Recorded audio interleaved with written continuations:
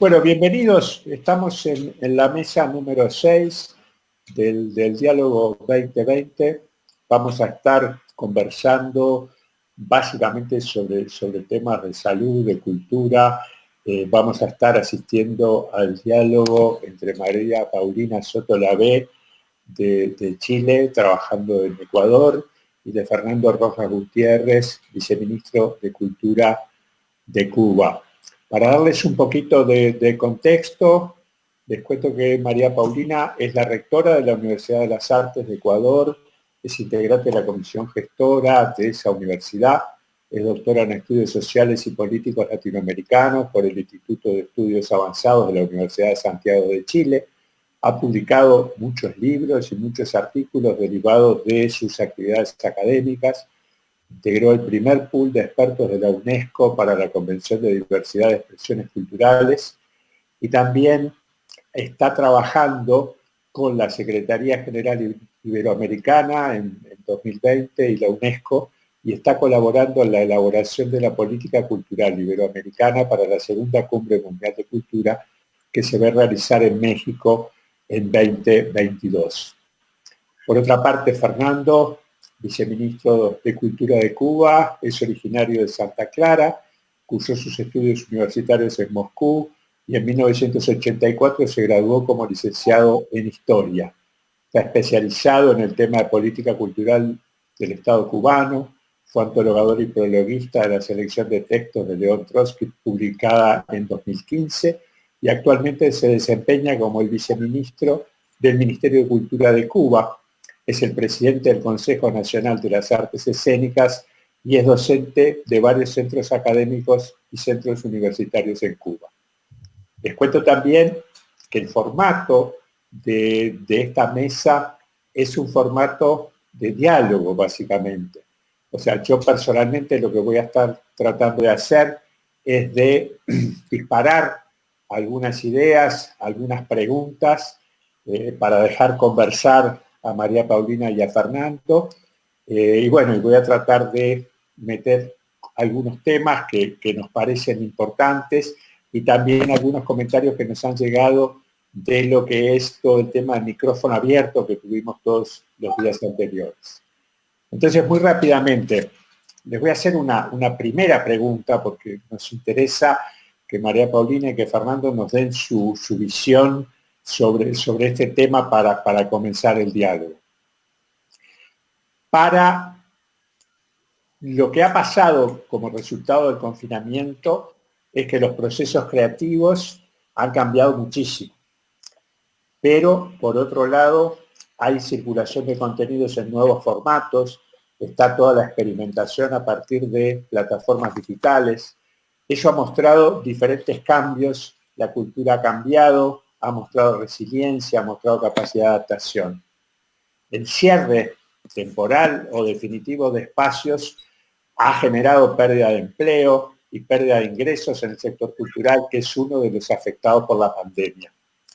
Entonces, la pregunta inicial es, ¿qué medidas ustedes piensan que deben llevar adelante las instituciones culturales en sus respectivos países para la reactivación del sector? Y bueno, les dejo la palabra.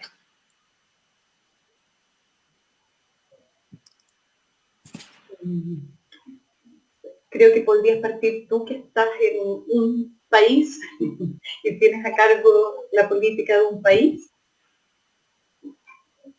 ¿Te parece? Sí, voy. Yo te segundo. Voy a comenzar, si me lo permite. Adelante. Muchas gracias, cómo no. Encantado de saludarles en este diálogo. Quisiera primero ubicarlos un poco en contexto. En Cuba las presentaciones artísticas para el público, las presentaciones, pudiéramos decir, de tipo presencial, las que se han visto restringidas por la epidemia, concluyeron en el mes de marzo. O sea, las últimas funciones teatrales en La Habana, y el dato exacto ayuda mucho a entender, tuvieron lugar el 15 de marzo de este año.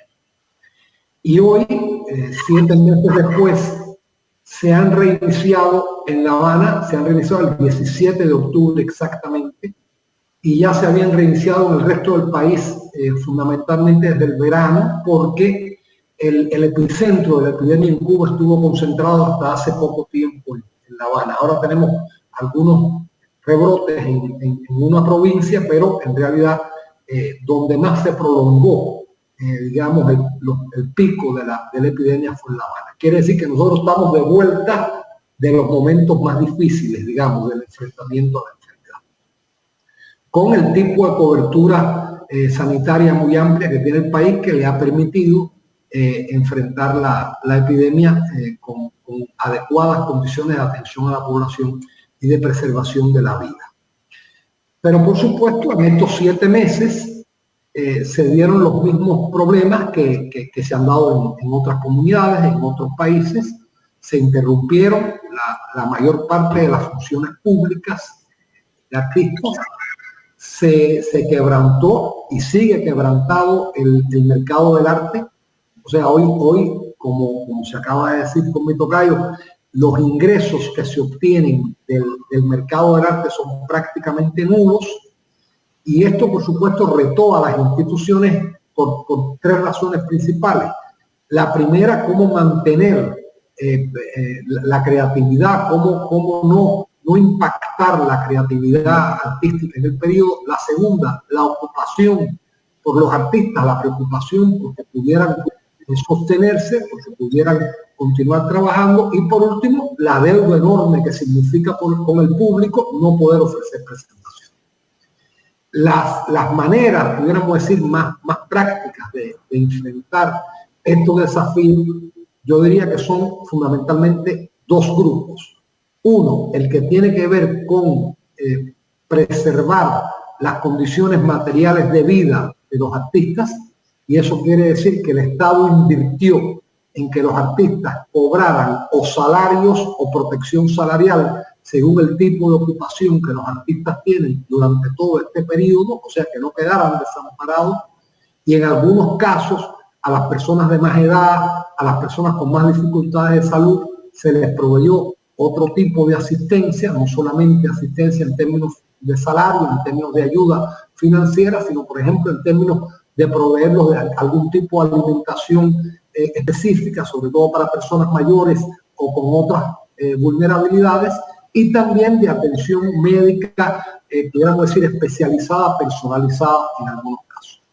Y en segundo lugar, lo que tiene que ver con las presentaciones públicas, el traslado, el movimiento de la producción hacia la zona digital y audiovisual, o ambas a la vez, porque en definitiva la mayor parte de estos productos audiovisuales que voy a citar son productos que se han promovido no solo en la televisión, no solo en los medios convencionales, sino especialmente en Internet y en las redes sociales.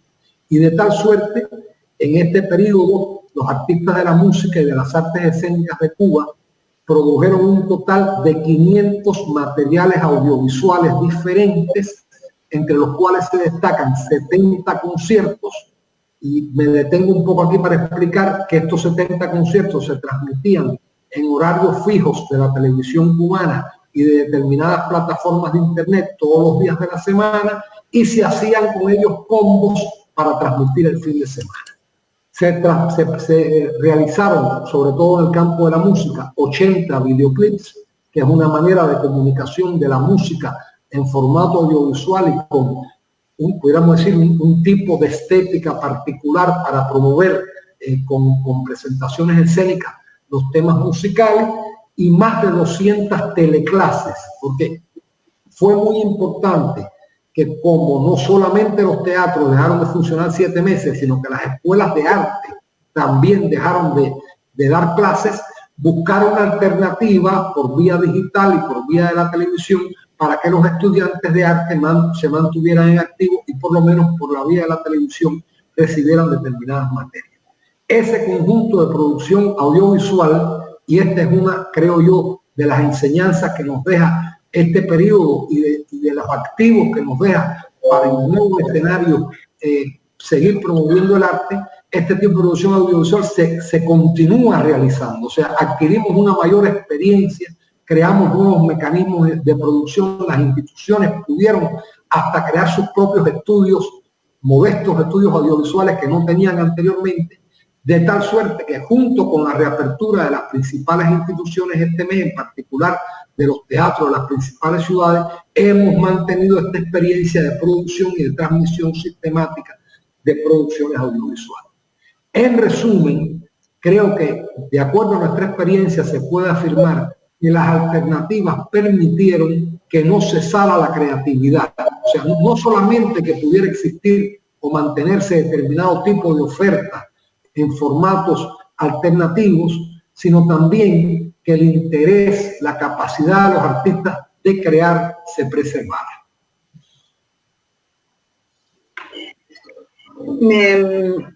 Me motiva muchísimo partir con un contrapunto quizás el más radical para hablar de una política cultural pública proveniendo justamente de Cuba. O sea, nos da la excusa para tener el máximo contrapunto, ¿no?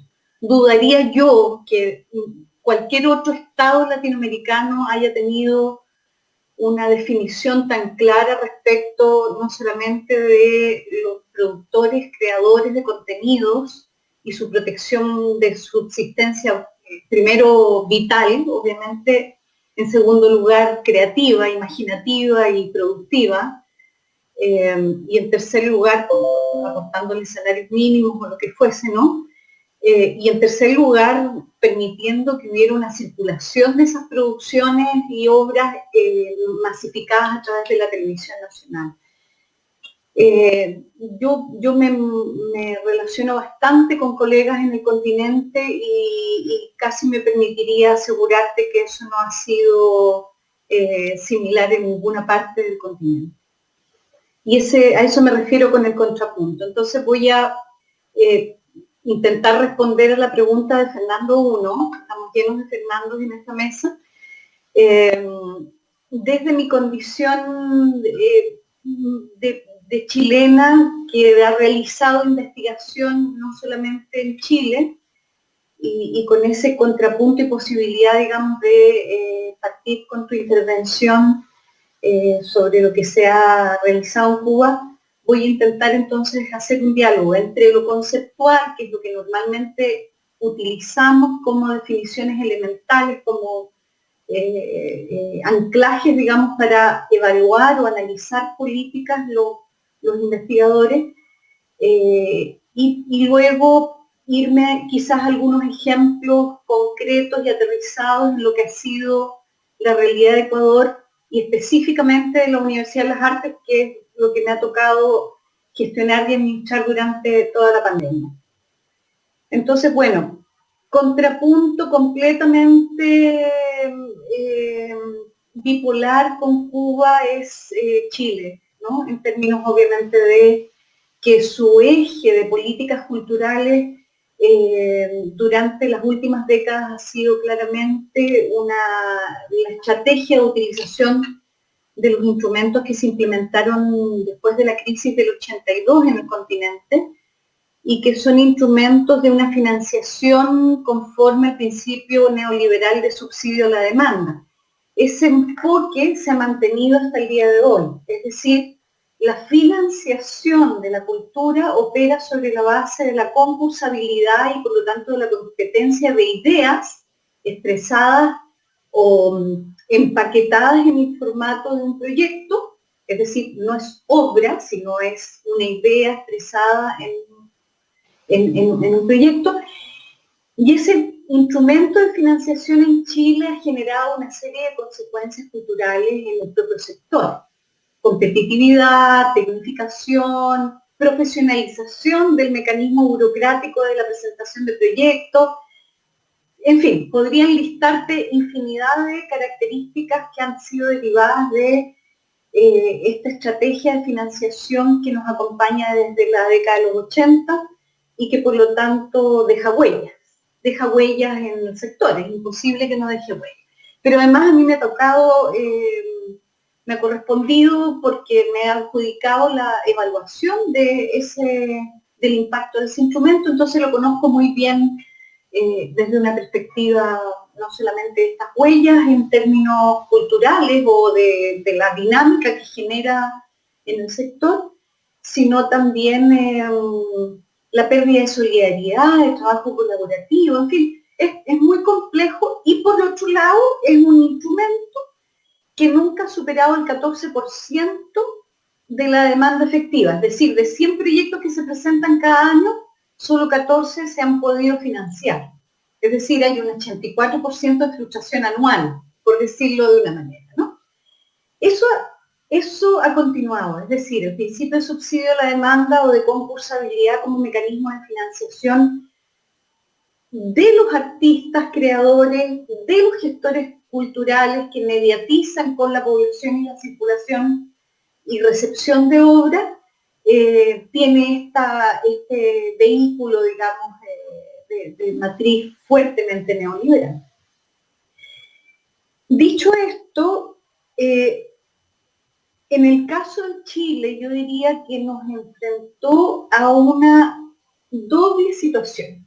Cuando tú estás en ese nivel de desamparo, lo que suele ocurrir en las sociedades es que se avanza fuertemente a la implementación de mecanismos complementarios y por lo tanto esto es lo oficial, es lo institucional.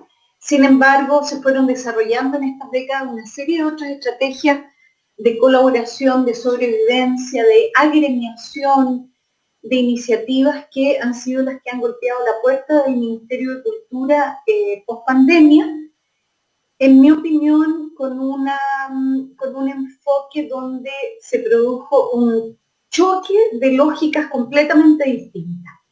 Para la institucionalidad pública, es decir, para el Ministerio de Cultura de Chile, la petición de los artistas no tenía instrumento para responder a la demanda. Es un sector fuertemente informal, por lo tanto no podía acogerse a ciertos mecanismos de subsidio salariales o de, en fin, en una respuesta, si se quiere, sujeto a sujeto, individual. Pero como los que tocaron la puerta eran ciertos gremios más estables, fundamentalmente, por ejemplo, los gremios de las salas de artes escénicas, que se veían enfrentando una situación límite, y ahí hubo dos lógicas completamente distintas. Un ministerio que les dice no tenemos mecanismos para lo que ustedes nos están pidiendo, y no los vamos a inventar en un periodo de crisis económica, política y sanitaria, y las mesas de diálogo se quebraron. Entonces lo que hay en el caso de Chile, en mi opinión, es dejar al desnudo una ruptura de enfoque de lo que se entiende como el rol social de la creatividad, por ponerlo así muy en genérico. ¿De acuerdo? Entonces yo cerraría aquí este primer diagnóstico bastante triste, porque en el fondo tiene esto, ¿no? La constatación de comunicación, donde la política hegemónica se ha impuesto y no ha sido capaz de tener flexibilidad para imaginar otras formas de respuesta. Y luego una parte más positiva, que es la constatación de que es necesario un enfoque ciudadano de las políticas culturales.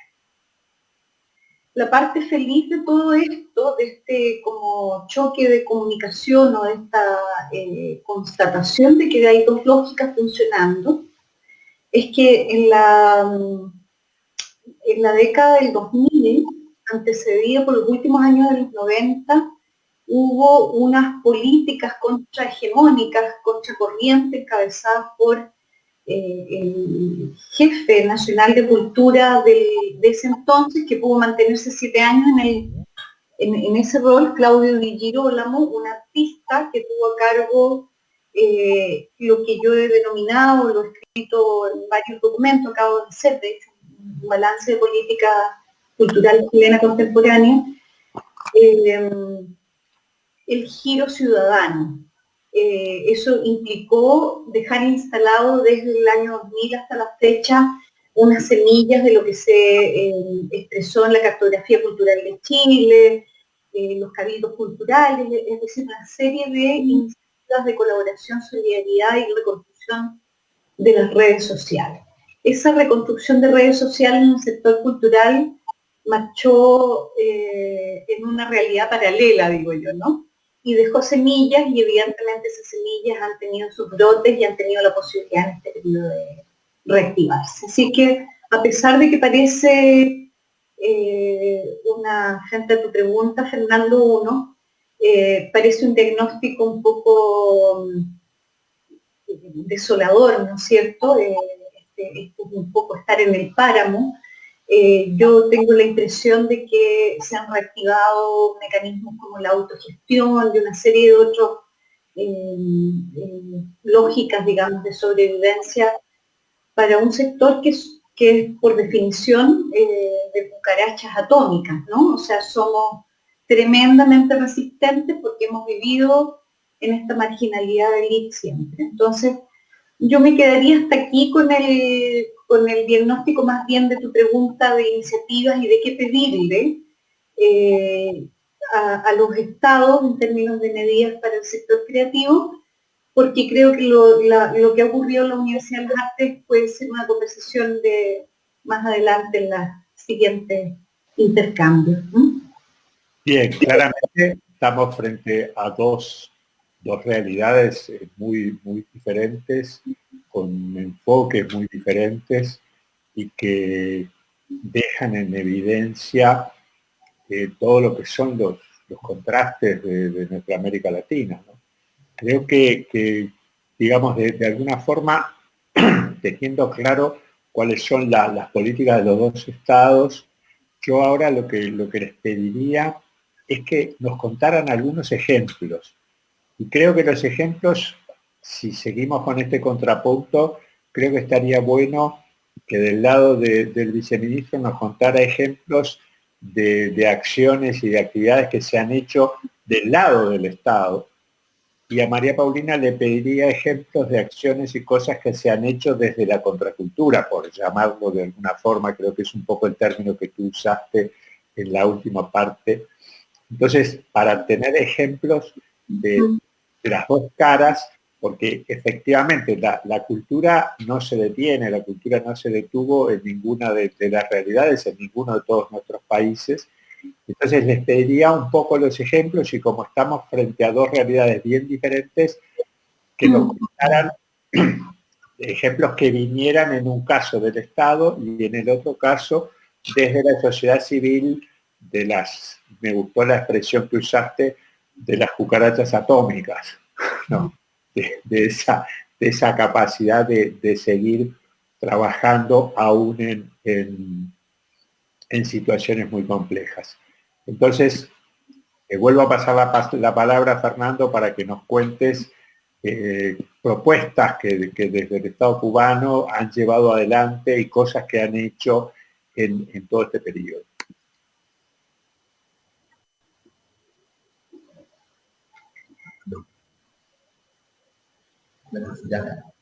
Muchas gracias. ¿Se me escucha? Gracias, muchas gracias. Yo quisiera, si me lo permiten, queridos amigos, mencionar algunas cuestiones que nos inquietan ahora y que quizás puedan ser útiles para un diálogo que tiene esta lógica de estar inserto en el 7º Congreso Iberoamericano, ¿no? que se refiere a la relación entre cultura y desarrollo sostenible, que son cuestiones en las que estamos, digamos, aterrizando ahora que reiniciamos los servicios culturales en el país. Una tiene que ver con algo que ya se mencionaba, que es la contracción del mercado, o sea, de un contrapunteo con lo que dije antes y la realidad a la que estamos enfrentándonos ahora se desprende que las actividades que están cubiertas por el presupuesto, que son muchas, son, por ejemplo, las funciones teatrales, la producción de libros, la presentación de exposiciones de arte sin fines comerciales, las actividades de la televisión pública, que es la que más se ve en el país. Esas actividades, por supuesto, van a tener una cobertura, van a tener una alta demanda, son en su mayor parte subsidiadas o gratuitas, pero las que dependen de su realización en el mercado, en un escenario en el que no hay turismo, que es, digamos, uno de los principales objetos del mercado en un país como el nuestro y en otros, y en un escenario también en que las actividades públicas masivas, incluso para los nacionales cubanos, donde, digamos, se realiza el talento, por ejemplo, de las grandes orquestas de música popular bailable cubanas, de música salsa, que también son actividades con un propósito comercial importante, son a la vez las que tienen estas últimas mayores restricciones todavía por razones sanitarias. O sea, estamos enfrentando una contracción del mercado que incluso entre los artistas, entre la sociedad civil, para también usar esa definición y esa lógica, empiezan a preocupar o a producir o a incitar nuevas reflexiones en el sentido de que las actividades cubiertas por el presupuesto debieran ser más. O sea, nosotros estamos ahora mismo en ese debate, en un momento además en que la economía no está precisamente bollante. Y yo creo que es algo en lo que tenemos que seguir pensando. Y de esta lógica salto enseguida a la idea de los ejemplos.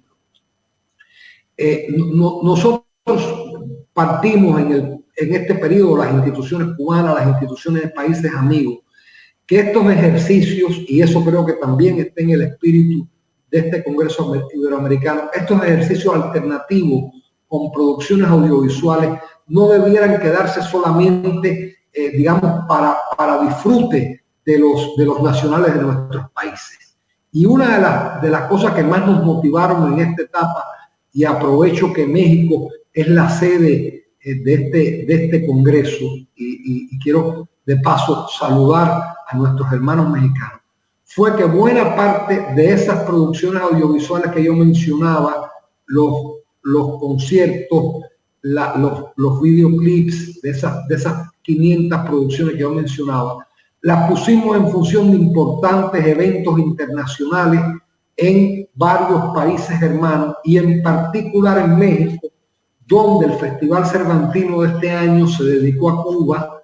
No pudo realizarse de manera presencial. Nuestros hermanos mexicanos mantienen la dedicatoria al festival para el próximo año y esperamos tener una importante delegación de artistas cubanos allá.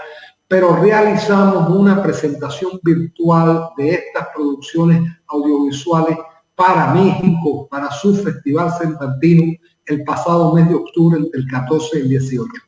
Pongo esto como ejemplo porque se trata no solamente de producciones que estuvieron al alcance del público cubano, sino que pudimos poner por la vía digital, por la vía de la transmisión, de la grabación, de la transmisión de canales que se prepararon especialmente a disposición de nuestros hermanos mexicanos. Y así se logró que en esos días, no solo en Cuba, sino en México, se pudieran ver espectáculos de narración oral, una obra de teatro recién estrenada en Cuba este año, cuyo protagonista es nada más y nada menos que el héroe nacional de Cuba, José Martí. Saben ustedes lo complejo que es llevar al teatro la vida o parte de la vida de una gran figura histórica como es Martí, como podría ser Simón Bolívar, como podría ser cualquiera de nuestros próceres. Esa obra de teatro que tuvo mucho éxito, pudo ser filmada, no en el formato, pudiéramos decir, de teatro adaptado a la televisión, sino en una variante estética que se ha desarrollado precisamente mucho en esta época, que es lo que le hemos llamado teleteatro, que es filmar el teatro en la propia sala teatral de su presentación. Y una obra que se titula Hierro, de la autoría del Premio Nacional de Teatro Cubano, Carlos Celdrán, se puso no solo a disposición del público cubano en televisión, sino a disposición del público mexicano. Y conciertos temáticos diarios durante esos días, del 14 al 18 de octubre, el Festival Cervantino, uno dedicado a la canción de autor y la trova, otro a la música popular, otro a la música de concierto, la llamada música clásica, que se combinaron con similares presentaciones de géneros mexicanos. O sea, pudimos hacer una combinación en ese Festival Cervantino de producciones artísticas en formato audiovisual, de teatro, de música y de literatura de México y de Cuba. Y quedó como una producción que pudieron disfrutar centenares de miles de personas y como un ejemplo, creo yo, del tipo de colaboración que podemos desarrollar en lo adelante. O sea, estoy citando o estoy tratando de citar la idea de producciones con estéticas contemporáneas, tanto en los formatos convencionales como en los audiovisuales, y de la posibilidad, como demostró el Festival Cervantino virtual hace unos días, de que pudiéramos colaborar entre nosotros, como es el espíritu de este 7º Congreso, para empeños futuros en un escenario en el que podemos ir recuperándonos en términos de nuestra salud, pero en el cual la contracción económica y las dificultades para el acceso al mercado del arte sin duda nos van a acompañar un buen tiempo. Gracias.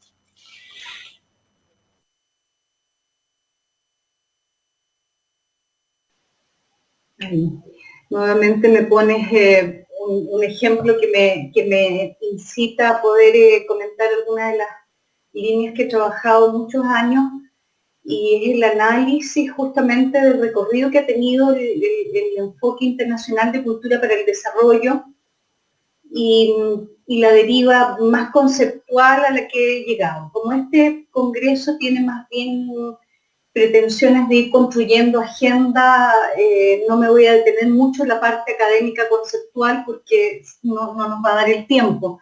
Sin embargo, voy a mencionar muy rápidamente de qué va justamente esto que me motiva de tu narración de este caso del Cervantino, ¿no? Una de las derivas del análisis de cultura, de economía de la cultura en América Latina desde la década del 2000 hasta la fecha, el balance de las políticas de desarrollo y cómo de alguna manera cultura empieza a dialogar con el debate latinoamericano sobre desarrollismo desde los años 50 con la instalación de la CEPAL en Santiago de Chile. Me parece que es pertinente justamente por el ejemplo que has dado. Entonces me produce mucha tentación comentar esto que voy, insisto, a intentar que no sea tan conceptual, sea más bien de análisis político y refuerce esta idea. Y luego les voy a contar muy brevemente de una iniciativa que también es contracultural respecto de las políticas de cultura entendidas solamente como políticas de arte. ¿De acuerdo? Entonces, por un lado me voy a permitir comentar el ejemplo que das del Cervantino.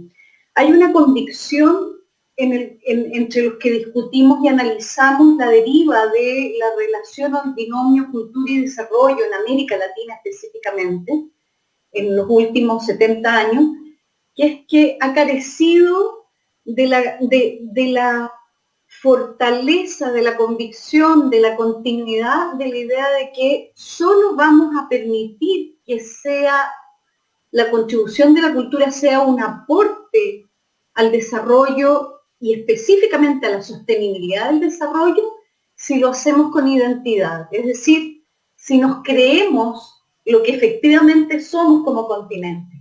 Es decir, somos un territorio con una licencia a la imaginación que nadie puede dudar. Por supuesto, consagrada con el boom latinoamericano y todo lo que uno quiera, ¿no? Pero en el escenario mundial tenemos pasaporte a la imaginación, ¿no es cierto? Nadie duda que este es un continente de grandes productores de creatividad, en fin. Como decían y han dicho muchos literatos, no tenemos mucho que pedirle prestado a la realidad, ¿no es cierto? O sea, en general. Pero nuestro gran déficit es justamente la incapacidad de poner a circular la obra derivada de esa imaginación.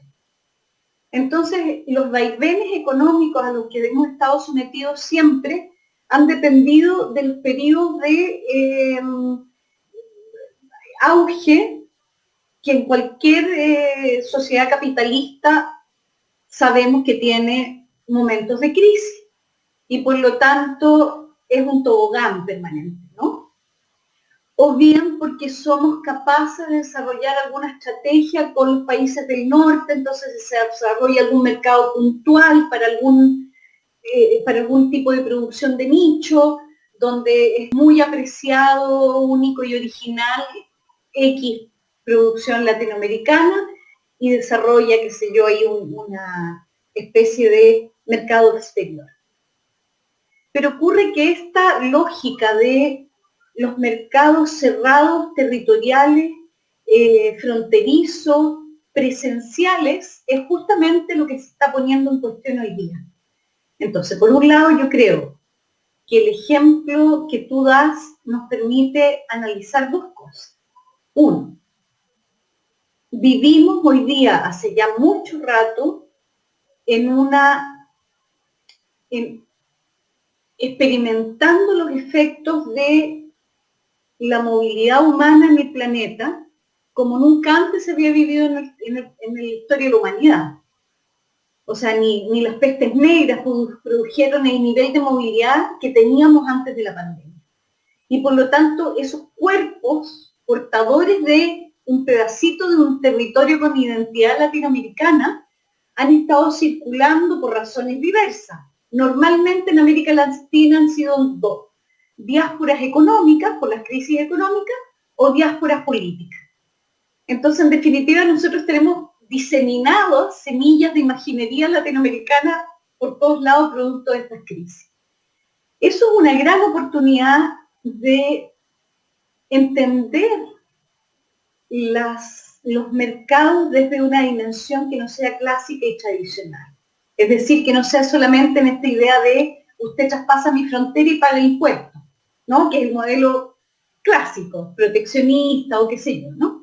Entonces a mí me parece que cultura, desarrollo y mercado tienen una oportunidad hoy día de recuperarse si empezamos a escudriñar en esas experiencias de dónde podrían estar estos segmentos de territorios diseminados.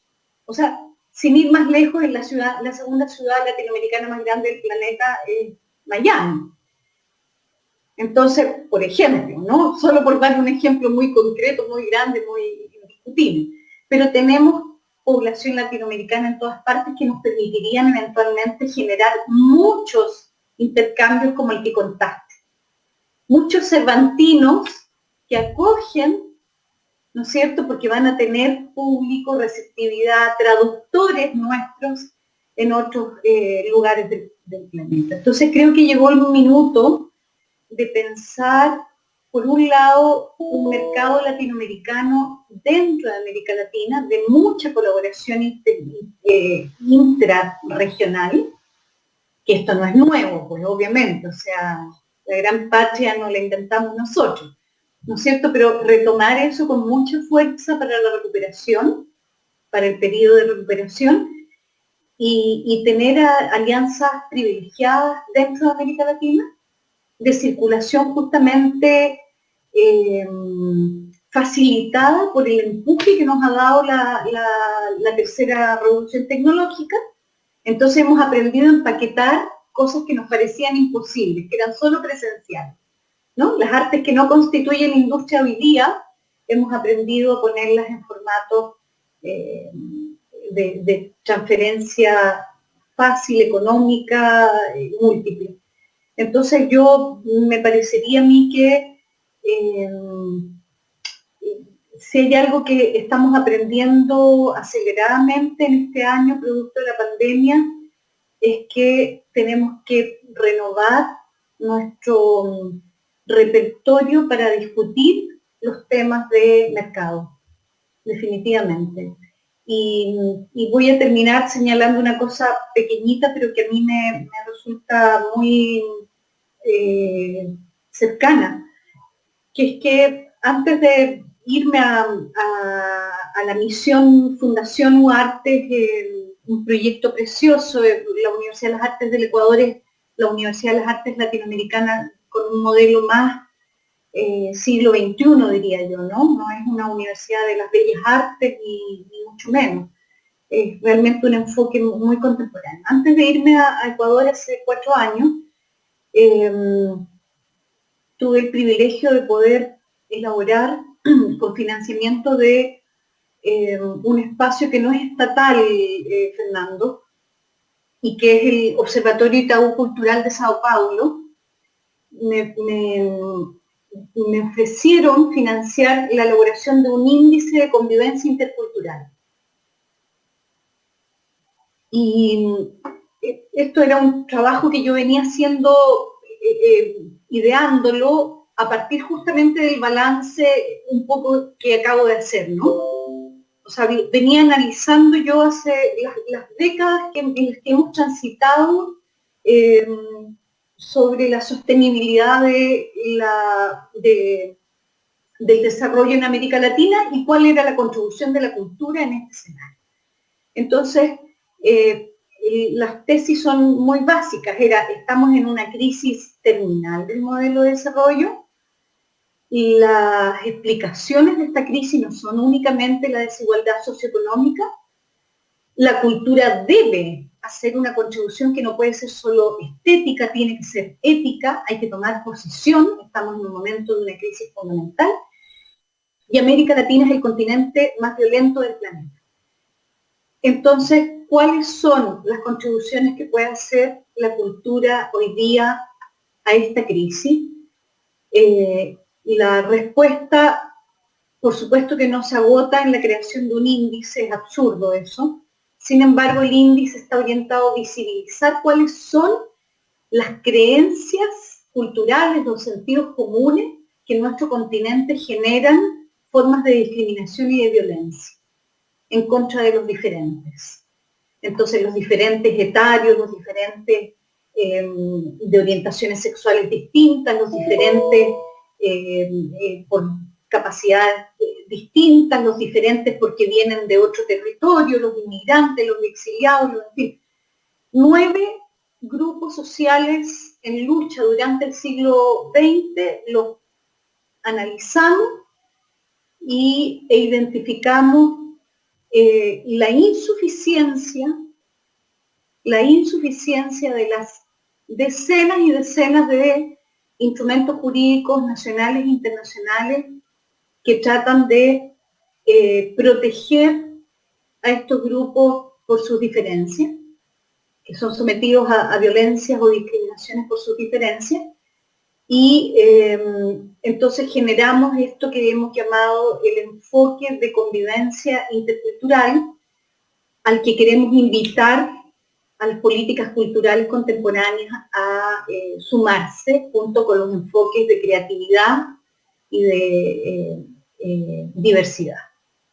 Eso ya está, tenemos mucho escrito, mucho analizado, mucho estudiado, mucho medido, y me parece que es una de las iniciativas, Fernando, que han ocurrido y acontecido en este periodo, y la estamos retomando. Ahora en noviembre tenemos un seminario de convivencia intercultural latinoamericana, obviamente en este formato, pero que nos invita justamente a repensar las políticas culturales desde esta línea más de convivencia. Y eso también creo yo que es una contribución, porque nos quedamos estrechos en el diagnóstico de la crisis. El análisis que hicimos cuando fundamos el enfoque y el índice, el 2016, no podía imaginar la profundidad de la crisis que estamos experimentando, ¿no? Brasil además, ¿no? O sea, encabezado por un sujeto encabezado el gobierno por un sujeto xenófobo en pleno siglo XXI. Impresionante, ¿no? Bueno, creo que realmente muy interesante, y hemos estado viendo diferentes experiencias y también un poco lo que nos estabas planteando en tu última intervención, al poner arriba de la mesa temáticas o discusiones como este punto de la convivencia intercultural, que son sumamente importantes y muy interesantes. Yo les quiero hacer llegar un par no de preguntas, pero sí de temas que En realidad, un tema que ha venido desde esta iniciativa de micrófono abierto.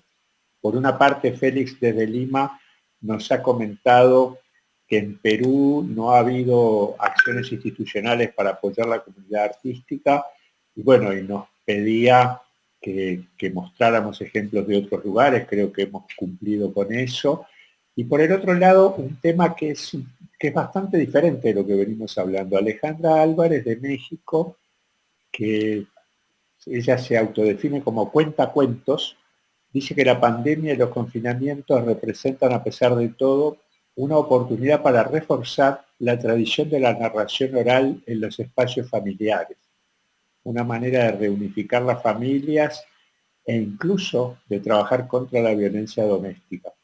¿Qué les dispara esta reflexión? Que venimos hablando de digitalización, venimos hablando de espectáculos conjuntos entre dos países. Bueno, acá hay otro espacio, es el espacio doméstico. No sé si tienen experiencia, si han pensado alrededor de esto. Efectivamente, en el espacio doméstico también hemos sufrido cambios, ¿no? O hemos experimentado, prefiero esa palabra, cambios. Entonces, no sé, me gustaría ver qué les dispara esta reflexión que nos llega desde el micrófono abierto.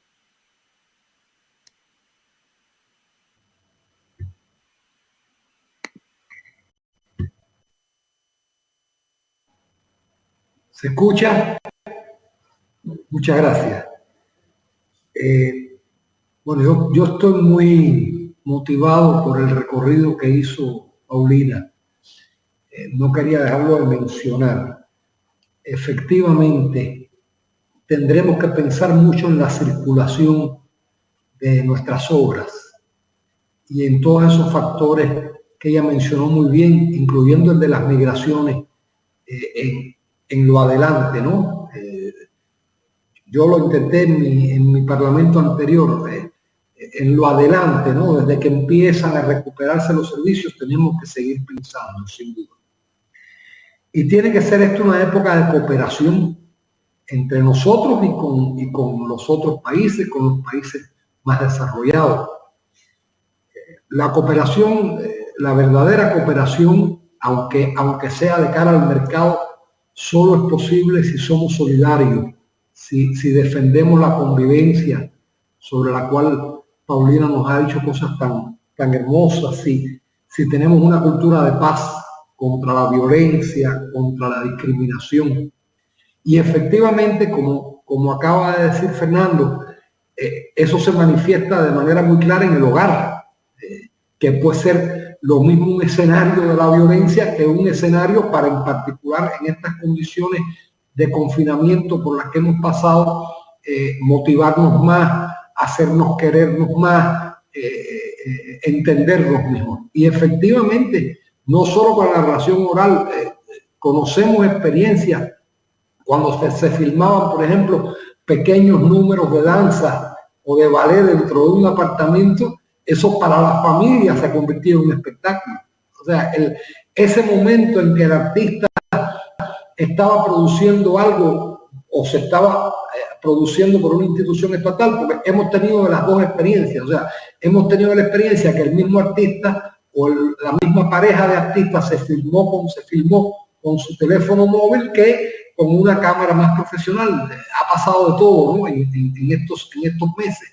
Y claro, en el propio hogar, como decía esta amiga Alejandra de México, se producía o se produce probablemente hoy todavía y seguirá produciéndose un intercambio artístico, pero a la vez un mejor intercambio entre esa familia, un encuentro artístico entre los que viven en un mismo sitio, y eso también los pudo ayudar a enfrentar el confinamiento, a superarlo.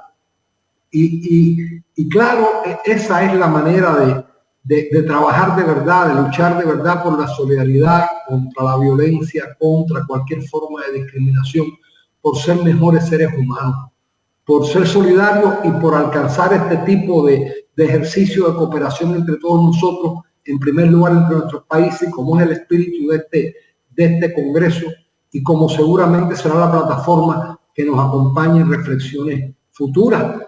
Para eso es imprescindible que seamos solidarios, que cooperemos de verdad, que prevalezca el espíritu de la cooperación y de la solidaridad y no el de la restricción, no el del bloqueo, no el de la agresión. A mí me parece que este periodo tan duro es una oportunidad de verdad para ser más hermanos, para la integración entre nuestros países. Gracias. Bueno, había también en la bajada de esta mesa una motivación hacia hablar de la cultura del cuerpo e incluso de la alimentación. Eso que no es tan usual dentro de nuestras agendas, ¿no es cierto? A mí me motiva infinito y quisiera hacer el diálogo con la amiga que nos hace su contribución desde el micrófono abierto a través del guiño a la oralidad. Nuevamente, somos un continente persistentemente oral. O sea, solo Cono Sur, el extremo Cono Sur, Uruguay, Argentina y Chile, exhibimos ese estándar internacional de la OI del 95% de alfabetización de la población, pero eso no garantiza absolutamente nada. Pegar letras y sílabas no garantiza nada, ¿no? A mí, por lo tanto, yo siempre he sido hincha de esa oralidad latinoamericana. Hay un concepto de nuestro último Premio Nacional de Literatura, Ericura Chihuaylaf, es el primer poeta mapuche indígena premiado con el Nacional de Literatura, y le conozco hace mucho tiempo. Ericura tiene un neologismo que es la oralitura, y la oralitura, yo se la comentaba a Hugo Achúgar en un par de entrevistas que le he hecho y diálogos profundos que hemos tenido. Entonces, la oralidad evidentemente es el motor más potente, que además hoy día a través de estos telefonitos y los mensajes de voz y la accesibilidad al audiovisual, evidentemente va no solamente recuperar una oportunidad de todo lo que porta el cuerpo. El cuerpo es un paquete de emociones completo. Y si somos analfabetos en algo, no es tanto en aquello que Paulo Freire llamaba la alfabetización bancaria, ¿no? El tener o no el título de ser capaz de leer y escribir. En lo que somos infinitamente analfabetos todos en la sociedad moderna, y ha quedado muy expuesto en este confinamiento, creo yo, es en el alfabeto de las emociones. O sea, nadie nos enseña qué hacer con la pena o con la alegría excesiva o desaforada, ¿no? Más bien hay una represión respecto de eso. Y la oralidad y la expresividad de eso que no requiere tecnología, que no requiere más que el cuerpo, evidentemente se ve tremendamente beneficiada con la oportunidad que tenemos, creo yo, de recuperar la valoración de la oralidad, no la oralidad, porque la oralidad está ahí. Es más bien cómo ponemos en valor justamente este no necesitar de nada costoso para poder avanzar sobre la alfabetización emocional. Y entonces ya no piensas en la oralidad como el cuentacuento, como en el narrador oral, como no en la categoría arte, sino en la categoría expresiva para cualquier ciudadano. La posibilidad y la oportunidad, creo yo, de recuperar el cuerpo como vehículo de autoalfabetización expresiva, emocional, me parece sustantiva. Pero evidentemente eso no va a ocurrir de manera única, ¿no? Tenemos grandes tasas de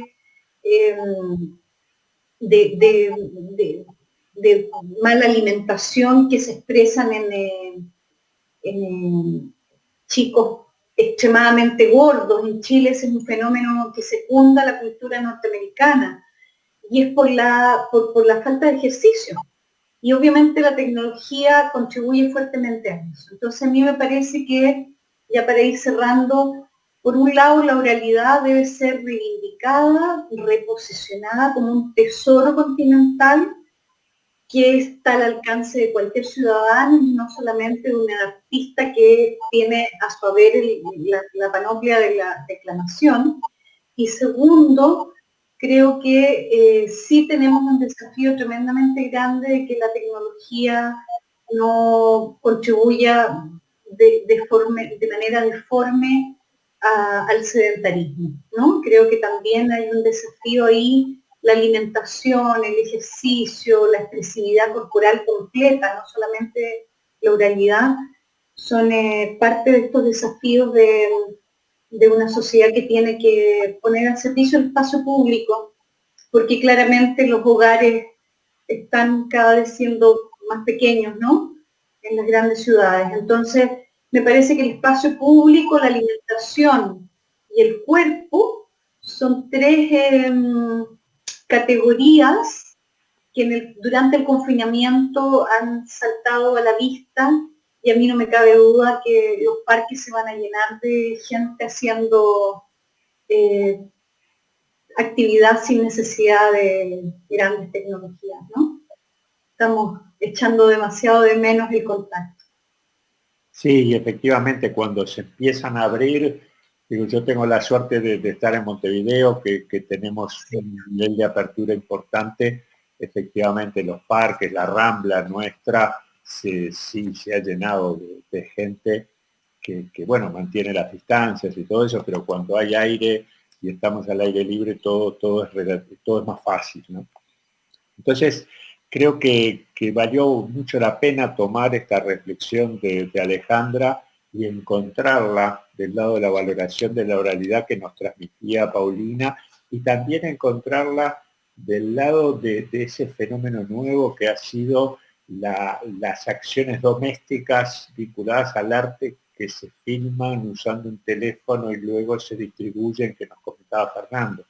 Es decir, hemos encontrado en este tema que Alejandra nos traía desde México dos maneras de verlo que me parece que enriquecen y que nos ayudan a tener esta visión más de conjunto y más de contexto.